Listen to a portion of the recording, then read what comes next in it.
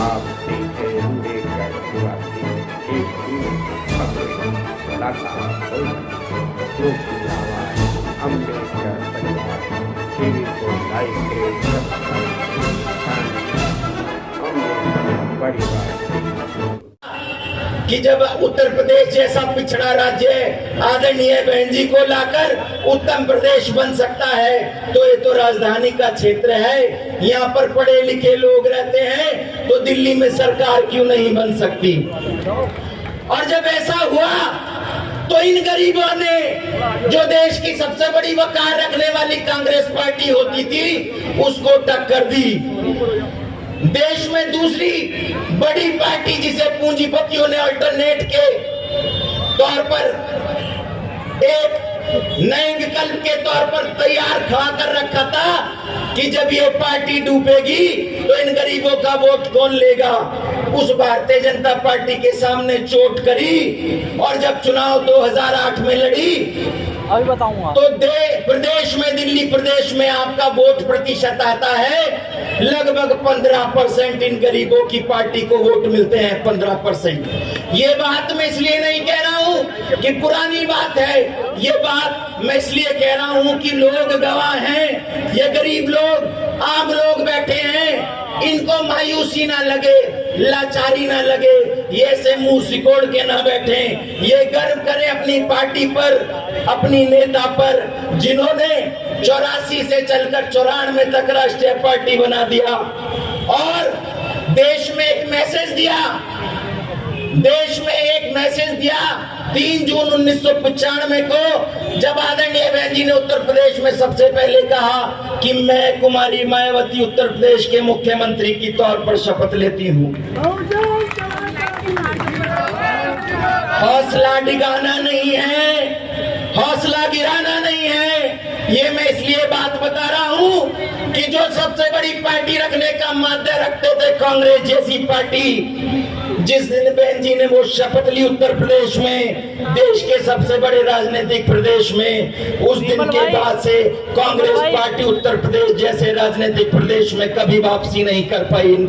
इन गरीबों का योगदान है इस बात में। बहुजन मीडिया का निरादर नहीं देखूंगा। उसके बाद दिल्ली में जब यह स्थिति बन रही थी तो लोगों को समझ आ गया कि गरीबों की पार्टी 15% पर पहुंच चुकी है, विधायक बना चुकी है और ये वही विधायक वाली विधानसभा है जिसमें हमारा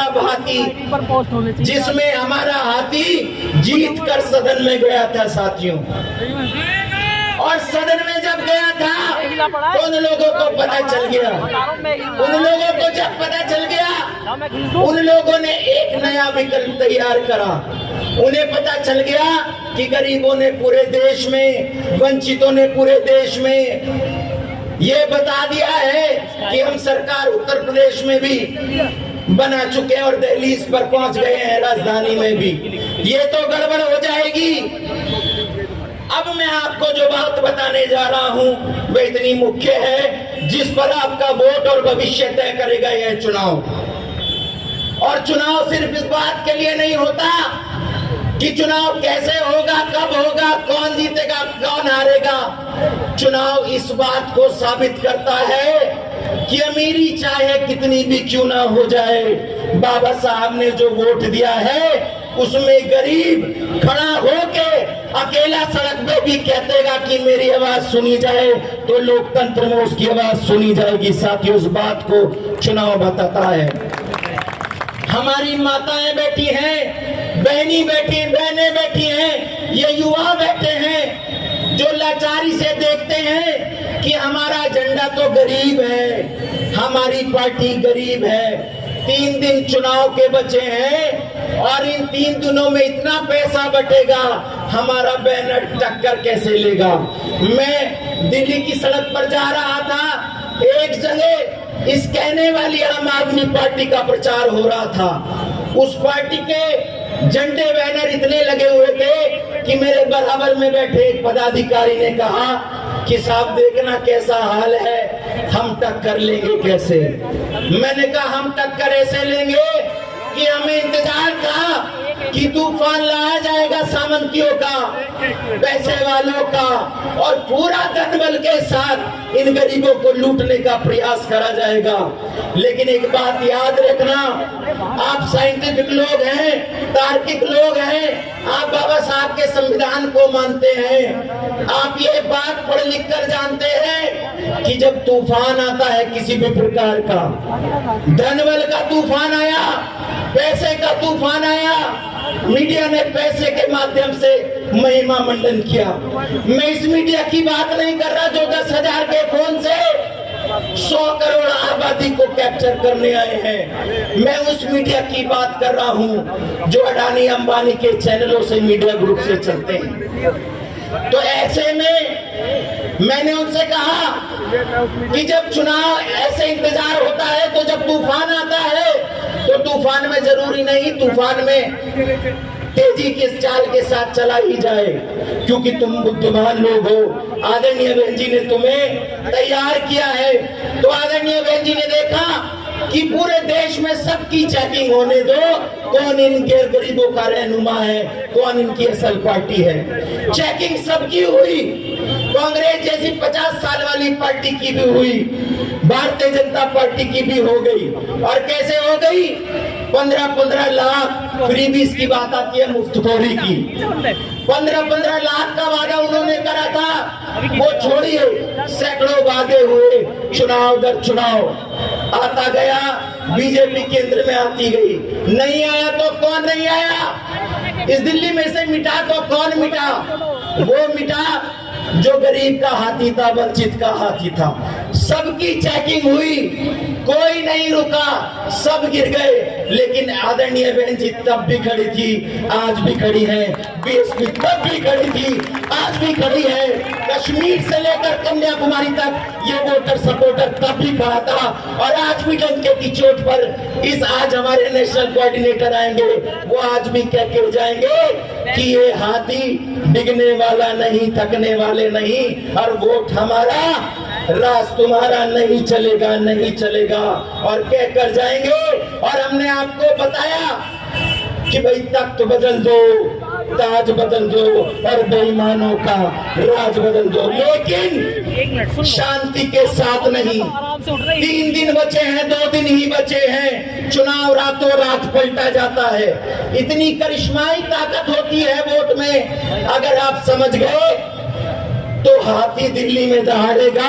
और यकीन मानिए, कांग्रेस ने राज किया, कुछ नहीं मिला, बीजेपी ने राज किया, कुछ नहीं मिला। ये आम आदमी पार्टी वो है कि 3 बार सरकार बनाई। अब आप मुझे बताइए, जब 2013 में आए थे, इसे मुख्य रूप से सुनिए, 2013 में ये आम आदमी पार्टी आई थी, इसने किसको गिराने का काम किया था? किसकी सरकार चल रही थी? 2013 में जब कहा गया आपका वोट तोड़ने के लिए, गरीबों को तोड़ने के लिए, तो पिक्चर तो 2014 में मोदी जी ने रिलीज करी थी पूंजीपतियों की, लेकिन उससे पहले ट्रेलर दिल्ली में दिखाया गया था। किस बात का ट्रेलर?